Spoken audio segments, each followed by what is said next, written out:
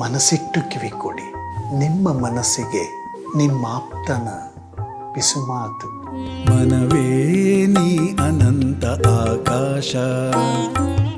ಈ ನಮ್ಮ ಮನಸ್ಸಿನ ಒಂದು ಮೂಲ ಗುಣ ಏನು ಅಂತಂದರೆ, ತನ್ನನ್ನು ತಾನು ಸದಾಕಾಲ ಉಳಿಸ್ಕೊಂಡಿರಬೇಕು ಅನ್ನುವಂತಹ ಒಂದು ಪ್ರಯತ್ನಶೀಲತೆ. ಯಾವಾಗಲೂ ಟ್ರೈ ಮಾಡ್ತಾ ಇರ್ತದೆ ತನ್ನನ್ನು ತಾನು ಉಳಿಸ್ಕೊಂಡೇ ಇರಬೇಕು ಅಂತ. ಒಳ್ಳೆಯದು ಕೆಟ್ಟದ್ದು, ಬೇಕಾದ್ದು ಬೇಡವಾದ್ದು ಇವೆಲ್ಲ ಇದ್ರದ್ದು ರಗಳೇನೇ ಇಲ್ಲ. ಸಿಗೋದೆಲ್ಲವನ್ನು ಬಳಸ್ಕೊಂಡು ತಾನು ಇರಬೇಕು, ಎಕ್ಸಿಸ್ಟೆನ್ಸ್ನಲ್ಲಿ ಇರಬೇಕು ಅನ್ನೋದು ಮನಸ್ಸು. ಆಲೋಚನೆಗಳು, ಭಾವನೆಗಳು, ವಿಚಾರಗಳು ಅವೇನು ಒಳ್ಳೆಯವೋ ಕೆಟ್ಟವೋ, ನೋವಿಂದೋ ನಲಿವಿಂದೋ ಕೋಪದ್ದೋ ಅವೆಲ್ಲ ಮುಖ್ಯನೇ ಅಲ್ಲ. ಅದರಿಂದ ಏನು ಪರಿಣಾಮ ಆಗತ್ತೆ ಅನ್ನೋ ಅರಿವು ಕೂಡ ಇರಲ್ಲ ಈ ಮನಸ್ಸಿಗೆ. ಒಟ್ಟಾರೆ ಅದೊಂದು ಅಬ್ಸ್ಟ್ರಾಕ್ಟ್ ಅಲ್ವಾ, ಅದೊಂದು ಅಮೂರ್ತವಾಗಿರೋದು ಮನಸ್ಸು. ತನ್ನನ್ನು ತಾನು ಉಳಿಸ್ಕೊಳ್ಳೋಕ್ಕೆ ಒಂದು ಟೂಲ್ನ, ಒಂದು ಇನ್ಸ್ಟ್ರೂಮೆಂಟ್ನ, ಅಂದರೆ ಒಂದು ಕರಣವನ್ನು ಹುಡುಕ್ತಾ ಇರುತ್ತೆ. ಆ ಕರಣವನ್ನು ಬಳಸ್ಕೊಂಡು ತಾನು ಜೀವಂತವಾಗಿರಬೇಕು. ಇಷ್ಟೇ, ಇನ್ನೇನೂ ಇಲ್ಲ. ನಾವು ಚಿಂತೆಗಳು, ಚಿಂತನೆಗಳು, ಆಲೋಚನೆಗಳು, ವಿಚಾರಗಳು, ಭಾವನೆಗಳು ಅಂತ ಏನೇನೆಲ್ಲ ಹೇಳ್ತೀವಲ್ಲ, ಅವೆಲ್ಲವೂ ಕೂಡ ಮನಸ್ಸು ಜೀವಂತವಾಗಿರಲಿಕ್ಕೆ ಅದಕ್ಕೆ ನಾವು ಕೊಡ್ತಾ ಇರುವಂತಹ ಆಹಾರ, ಅಥವಾ ಅವುಗಳ ಮೂಲಕ ತನ್ನನ್ನು ತಾನು ಅಭಿವ್ಯಕ್ತಗೊಳಿಸ್ಕೊಳ್ಳೋದು, ಜೀವಂತವಾಗಿದ್ದೀನಿ ಅಂತ ಅಭಿವ್ಯಕ್ತಗೊಳಿಸ್ಕೊಳ್ಳೋದು ಈ ಮನಸ್ಸು. ಎರಡೂ ಆಗಬಹುದು. ಹಾಗೆಯೇ ನಮಗೆ ಇರುವ ಎಚ್ಚರಿಕೆ ಅಥವಾ ಪ್ರಜ್ಞೆ ಅಂತ ಹೇಳ್ತೀವೋ ಅಥವಾ ವಿವೇಕ ಅಂತ ಹೇಳ್ತಿದ್ದೀವೋ, ಅದನ್ನೂ ಕೂಡ ಅದರಿಂದ ಅದು ಆಯ್ದುಕೊಳ್ಳುವಂತಹ ಸಾಮರ್ಥ್ಯ ಮತ್ತು ಸಾಧ್ಯತೆಗಳು ಇರ್ತವೆ. ಈಗ ನೋವನ್ನು ಉಂಟು ಮಾಡುವುದನ್ನು ಆಯ್ದುಕೊಳ್ಳುವುದು ಯಾವುದು? ಮನಸ್ಸೇ. ನೋವಿಗೆ ಒಳಗಾಗುವುದು ಯಾವುದು? ಮನಸ್ಸೇ. ಆ ನೋವಿನಿಂದ ಬಿಡುಗಡೆ ಹೊಂದಲು ಬಯಸುವುದು ಯಾವುದು? ಮನಸ್ಸೇ. ಆ ನೆರವು ಕೇಳೋದು, ಅದಕ್ಕೆ ಬೇಕಾದಂತಹ ಸಹಾಯ ಕೇಳೋದು ಕೂಡ ಮನಸ್ಸೇ.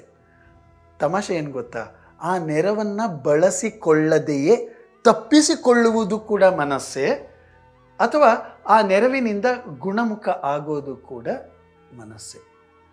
ಇಷ್ಟರ ಮಟ್ಟಿಗೆ ವಿಚಿತ್ರವಾದ ಮತ್ತು ವಿಲಕ್ಷಣವಾದ ಸ್ವಭಾವ ಈ ಮನಸ್ಸಿನದು. It's very very complicated. ಇಂತಹ ಸಂಕೀರ್ಣಮಯವಾದ ಅರಿಮೆ ಅಂತಂದರೆ ಕಾಂಪ್ಲೆಕ್ಸ್. ಇಂತಹ ಇಷ್ಟೊಂದು ಕಾಂಪ್ಲೆಕ್ಸ್ ಇರುವಂತಹ ಮನಸ್ಸನ್ನು ನಮ್ಮದೇ ಜಾಗೃತ ಮನಸ್ಸು ಸರಿಪಡಿಸಲು ಸಾಧ್ಯ. ಕಾನ್ಷಿಯಸ್ ಮೈಂಡ್ ಸರಿಪಡಿಸೋಕ್ಕೆ ಸಾಧ್ಯ. ಸಿಕ್ಕುಗಳಿಂದ ಹೊರಗಡೆ ತರಲಿಕ್ಕೆ ಸಾಧ್ಯ.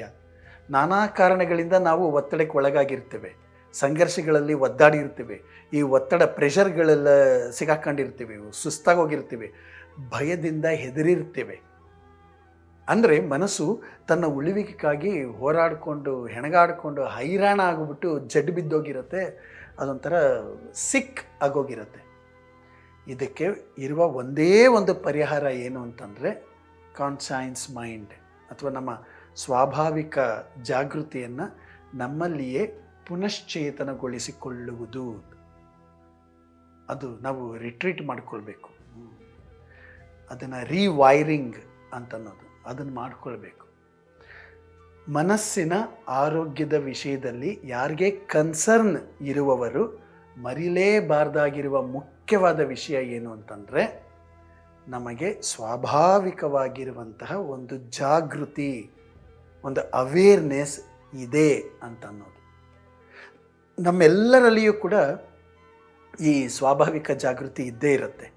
ಅದರ ಮುಖ್ಯ ಕೆಲಸ ಏನು ಅಂತಂದರೆ, ನಮ್ಮ ಮನಸ್ಸನ್ನು, ದೇಹವನ್ನು ಮತ್ತು ಭಾವನೆಗಳನ್ನು ಸ್ವಾಭಾವಿಕವಾಗಿ ಗುಣಪಡಿಸುವುದು. ನ್ಯಾಚುರಲ್ ಆಗಿ ಇಟ್ ಹ್ಯಾಸ್ ಟು ಹೀಲ್ ಆಗಬೇಕು. ಗುಣಮುಖ ಆಗುವುದು ಒಂದು ಸ್ವಾಭಾವಿಕ ಅಥವಾ ನೈಸರ್ಗಿಕ ಪ್ರಕ್ರಿಯೆ. Healing is A natural process even for the mind. ನಮ್ಮದೇ ಮನಸ್ಸಿಗೆ ಸರಿಯಾದಂತಹ ತರಬೇತಿಯನ್ನು ಕೊಟ್ಟರೆ ಅದು ನ್ಯಾಚುರಲ್ ಆಗಿ ಹೀಲ್ ಆಗಲಿಕ್ಕೆ ಸಾಧ್ಯ ಆಗುತ್ತೆ, ಸಶಕ್ತ ಆಗತ್ತೆ. ಈ ತರಬೇತಿಗೆ ಅಗತ್ಯವಾಗಿರುವ ಅಂಶಗಳು ಯಾವುದು ಅಂತಂದರೆ, ಮೊದಲನೇದೇ ಜಾಗೃತಿ, ಅರಿವು ಅದರ ಬಗ್ಗೆ. ನಮಗೆ ಜಾಗೃತಿ ಇದೆ ಅಂತ ಅನ್ನುವ ಜಾಗೃತಿ ಬೇಕಾಗಿರೋದು. ನಂತರ ವಿಶ್ರಾಂತಿ ಅಥವಾ ಹೋಗುಗೊಡುವ ಲೆಟ್ ಗೋ ಟೆಕ್ನಿಕ್, ಮತ್ತು ಭಾವಕೌಶಲ್ಯ ಅಂತಂದರೆ ಎಮೋಷನಲ್ ಇಂಟೆಲಿಜೆನ್ಸ್, ಮತ್ತು ಕಲ್ಪಿಸಿಕೊಳ್ಳುವುದು, ಪರಿಭಾವಿಸುವುದು, ತನ್ನ ಬಗ್ಗೆ ಕಾರುಣ್ಯ ಭಾವ, ತನ್ನನ್ನು ತಾನು ಕರುಣೆಯಿಂದ ನೋಡಿಕೊಳ್ಳೋದು, ಇವೆಲ್ಲವೂ ಕೂಡ ಮನುಷ್ಯನ ಮನಸ್ಸನ್ನು ಗುಣಮುಖ ಆಗಲಿಕ್ಕೆ ಒಂದು ಪ್ರಾಸೆಸ್ನಲ್ಲಿ ತಗೊಂಡು ಹೋಗುತ್ತೆ. ಸ್ವಾಭಾವಿಕ ಜಾಗೃತಿಯ ಮೊದಲನೆಯ ಅಂಶ ಅಂತಂದರೆ ಮನಸ್ಸೇ ಸಮಸ್ಯೆಗಳನ್ನು ಸೃಷ್ಟಿಸೋದು ಮತ್ತು ಅದೇ ಮನಸ್ಸು ಅದರಿಂದ ಹೊರಗಡೆ ಬರೋದಕ್ಕೆ ಹೆಣಗಾಡತ್ತೆ ಅನ್ನುವ ವಿಷಯವನ್ನು ತಿಳ್ಕೊಳ್ಳೋದು. ಆಯಿತಾ? ಎರಡನೇದು ಫಿಲಾಸಫಿಕಲ್ ಆಗಿ, ಅಂದರೆ ತಾತ್ವಿಕವಾಗಿ ಮತ್ತು ಪ್ರಾಕ್ಟಿಕಲ್ ಆಗಿ, ಪ್ರಾಯೋಗಿಕವಾಗಿ ಮನಸ್ಸಿಗೆ ಅರಿವನ್ನು ಮತ್ತು ಅನುಭವವನ್ನು ನೀಡುವ ಮೂಲಕ ಅದು ತಂತಾನೇ ಹೀಲ್ ಆಗುವುದರ ಕಡೆಗೆ, ಅಂದರೆ ಗುಣಮುಖ ಆಗುವುದರ ಕಡೆಗೆ ಒಯ್ಯಲು ಸಾಧ್ಯ ಅಂತ ಅನ್ನುವಂತಹ ಅರಿವು. ಅಂದರೆ ರೋಗವನ್ನು ಸೃಷ್ಟಿ ಮಾಡುವ ಶಕ್ತಿ ಮನಸ್ಸಿಗಿದೆ, ಹಾಗೆಯೇ ರೋಗವನ್ನು ನಿವಾರಿಸುವ ಶಕ್ತಿಯೂ ಕೂಡ ಮನಸ್ಸಿಗೆ ಇದೆ ಅನ್ನೋದನ್ನು ನಾವು ತಿಳ್ಕೊಳ್ಳೋದು. ನಮ್ಮ ಆರೋಗ್ಯಕರ ಬದುಕಿಗೆ ಮನಸ್ಸೊಂದು ಕಾರಕ ಶಕ್ತಿ.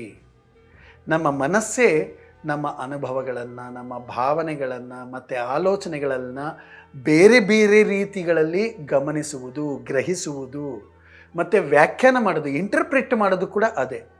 ಅದೊಂದು ಪರಿಣಾಮಕಾರಿಯಾದಂತಹ ಪ್ರಮುಖ ಶಕ್ತಿ. ಅಂತಂದರೆ ಒಂದು ವಿಷಯವನ್ನು ತಾವು ಹೆಂಗೆ ಗ್ರಹಿಸ್ತೀವೋ, ಹೇಗೆ ನಾವು ಎಕ್ಸ್ಪ್ಲೈನ್ ಮಾಡ್ತೀವೋ ಅಷ್ಟೇ ಅಲ್ಲ, ಅದನ್ನು ಮತ್ತೊಂದು ರೀತಿಯಲ್ಲಿಯೂ ಕೂಡ ಇಂಟರ್ಪ್ರಿಟ್ ಮಾಡಬಹುದು. ಅದನ್ನೇ ಇವತ್ತಿನವರೆಗೂ, ಮೊದಲಿಂದ ಇವತ್ತಿನವರೆಗೂ ತತ್ವಜ್ಞಾನಿಗಳು, ದಾರ್ಶನಿಕರು ಮತ್ತು ಮನೋವಿಜ್ಞಾನಿಗಳು ಅದನ್ನು ಮನವರಿಕೆ ಮಾಡಿಕೊಂಡು ನಾನಾ ಬಗೆಯ ಸಂಶೋಧನೆಗಳನ್ನು ಮಾಡಿಕೊಂಡು ಬಂದಿದ್ದಾರೆ. ಇದು ನಾವು ಗಮನಿಸಬೇಕಾಗಿರೋದು. ಅಂದರೆ we can interpret in different angles and in facets. ಒಂದು ಸಮಸ್ಯೆಯ ಡಿಫ್ರೆಂಟ್ ಫ್ಯಾಸೆಟ್ಸ್ನ ನಾವು ಅರ್ಥ ಮಾಡ್ಕೊಳ್ಬಹುದು.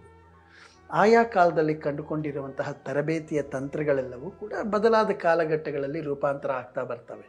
ಆದರೆ ಎಲ್ಲ ಕಾಲಘಟ್ಟಗಳಲ್ಲಿಯೂ ಎಲ್ಲ ಸಂಶೋಧಕರು, ಅಧ್ಯಯನಕಾರರು ಒಪ್ಪಿಕೊಳ್ಳುವಂತಹ ಒಂದು ವಿಷಯ ಏನು ಅಂತಂದರೆ, ನಮ್ಮ ಮನಸ್ಸಿಗೆ ಮದ್ದನ್ನು ಕಂಡುಕೊಳ್ಳುವಂತಹ ಪ್ರಕ್ರಿಯೆಯಲ್ಲಿ ಸ್ವಾಭಾವಿಕ ಜಾಗೃತಿಯೇ ಮೊಟ್ಟ ಮೊದಲನೆಯ ಅಂಶ. ಅದೊಂದು ಸಾವಯವ ಪ್ರಜ್ಞೆ. ಜಗತ್ತಿನ ಪ್ರತಿಯೊಂದು ಜೀವಿಯಲ್ಲಿಯೂ ಆಂತರಿಕವಾಗಿ ಇರುವಂತಹ ಪ್ರಾಥಮಿಕ ಪ್ರಜ್ಞೆ ತನ್ನರಿವು. ಇದು ಬಹಳ ಮುಖ್ಯವಾಗಿರುವಂಥದ್ದು.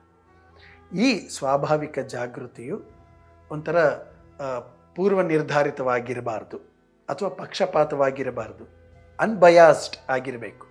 ಅಹಂಕಾರಿಯಾಗಿ ಇರಬಾರದು.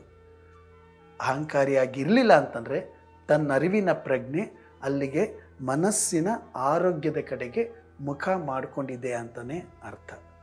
ನಮ್ಮ ಮನಸ್ಸಿನ ಆರೋಗ್ಯ ಇರುವುದು ನಮ್ಮ ಬೇಸಿಕ್ ಅರಿವಿನ ಬುನಾದಿಯಲ್ಲಿ. ಹಾಗಾಗಿ ನಾವು ತಿಳಿದುಕೊಂಡಾಗ ಅದರ ಕಡೆಗೆ ಗಮನ ಕೊಡಲಿಕ್ಕೆ ಸಾಧ್ಯವಾಗುತ್ತೆ ಮತ್ತು ನಡೆದುಕೊಳ್ಳೋದಕ್ಕೆ ಸಾಧ್ಯವಾಗುತ್ತೆ. ಸ್ವಾಭಾವಿಕ ಪ್ರಜ್ಞೆ ಅಂತನ್ನುವುದು ತಿಳುವಳಿಕೆಯೂ ಹೌದು, ನಡವಳಿಕೆಯೂ ಹೌದು. Thank you.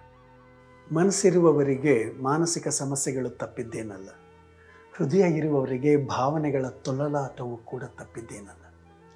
ಸಂಘರ್ಷ, ಸಮಸ್ಯೆ, ಒತ್ತಡ, ಆತಂಕ, ಸಂಘರ್ಷ ಇವೆಲ್ಲವೂ ಇದ್ದೇ ಇರ್ತದೆ. ನಿಮ್ಮಲ್ಲಿ ಯಾವುದೇ ಪ್ರಶ್ನೆಗಳಿದ್ದರೆ, ಸಂದೇಹಗಳಿದ್ದರೆ, ಸಮಸ್ಯೆಗಳಿದ್ದರೆ, ಯಾರೊಂದಿಗೂ ಹೇಳಿಕೊಳ್ಳಲಾಗದಂತಹ ವಿಷಯಗಳು ನಿಮ್ಮನ್ನು ಕಾಡ್ತಾ ಇದ್ದರೆ ನೀವು ನಮ್ಮೊಂದಿಗೆ ಬಹಳ ಮುಕ್ತವಾಗಿ ಹಂಚ್ಕೊಳ್ಳಿ. ಹೀಗೆ ಹಂಚ್ಕೊಳ್ಳೋದ್ರಿಂದ ಏನಾಗ್ತದೆಯೋ, ಐಡೆಂಟಿಟಿ ರಿವೀಲ್ ಆಗಿ ಎಲ್ಲ ವಿಷಯಗಳು ಗೊತ್ತಾಗತ್ತೇನೋ ಅನ್ನುವಂತಹ ಭಯ ಬೇಡ. ನಿಮ್ಮ ಗೋಪ್ಯತೆಯನ್ನು ಕಾಪಾಡುವುದು, ನಿಮ್ಮ ಐಡೆಂಟಿಟಿಯನ್ನು ನಾವು ರಿವೀಲ್ ಮಾಡದೇ ಇರುವುದು ನಮ್ಮ ನೈತಿಕ ಹೊಣೆಗಾರಿಕೆ ಆಗಿರ್ತದೆ. ಹಾಗಾಗಿ ನೀವು ಈ ಕೆಳಕಂಡಂತಹ ನಂಬರ್ಗೆ ನೀವು ವಾಟ್ಸಪ್ ಮೆಸೇಜ್ ಮಾಡಬಹುದು ಅಥವಾ ವಾಯ್ಸ್ ನೋಟ್ ಕೂಡ ಕಳಿಸ್ಕೊಡ್ಬೋದು. ಯಾರಿಗೂ ಹೇಳಿಕೊಳ್ಳಲಾಗದಂತಹ ನಿಮ್ಮ ಸಮಸ್ಯೆಗಳನ್ನು ಹೇಳ್ಕೊಳ್ಳಿ. ನಿಮ್ಮ ಬಗ್ಗೆ ಆಗಲಿ, ನಿಮ್ಮ ಸಂಬಂಧಗಳ ಬಗ್ಗೆ ಆಗಲಿ, ಅಥವಾ ನಿಮ್ಮ ಮನೆಯವರ ಮಕ್ಕಳ ಬಗ್ಗೆ ಆಗಲಿ ಯಾವುದಾದ್ರೂ ಸರಿಯೇ, ಇದಕ್ಕೆ ಒಂದು ಯಾವುದೋ ರೀತಿಯ ಒಂದು ಮಾರ್ಗೋಪಾಯ ಇರ್ತದೆ. ಸಾಧ್ಯವೇ ಇಲ್ಲ ಅಂತ ಅನ್ನುವಾಗ ದಿ ಡೆಡ್ ಎಂಡ್ ಅಂತ ಏನು ಇರೋದಿಲ್ಲ, ಬೇರೆ ಕಿಟಕಿಗಳು ತೆಗೆದಿರ್ತವೆ.